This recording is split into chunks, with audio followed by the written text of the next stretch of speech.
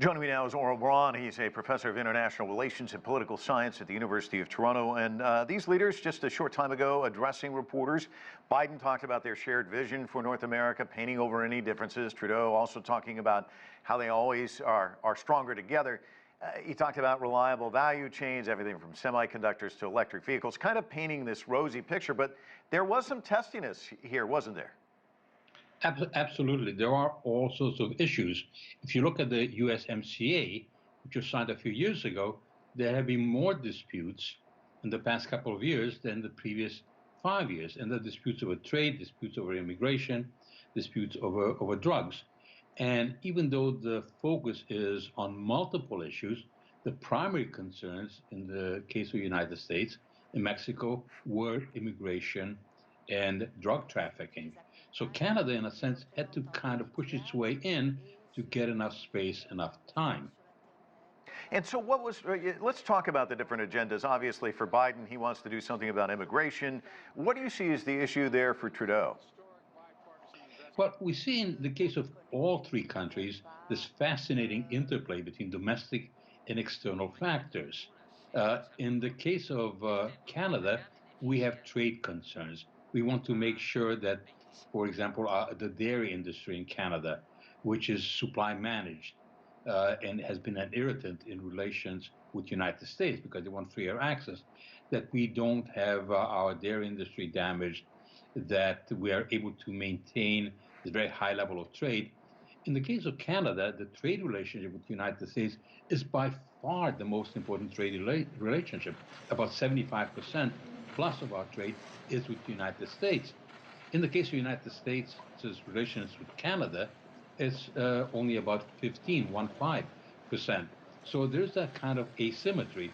We have different visions in terms of immigration. Whereas the United States, Biden wants to reduce immigration to the United States. He has to deal with the border issue.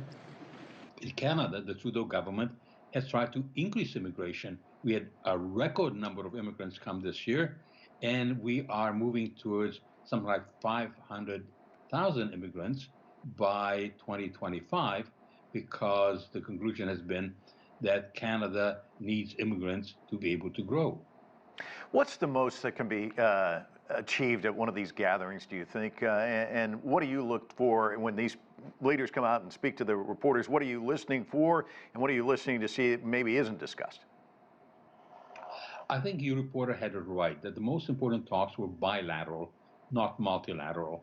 The talks that took place between the Mexican leader, López Obrador, known as AMLO, and then the separate discussions between Mr. Biden and Mr. Trudeau.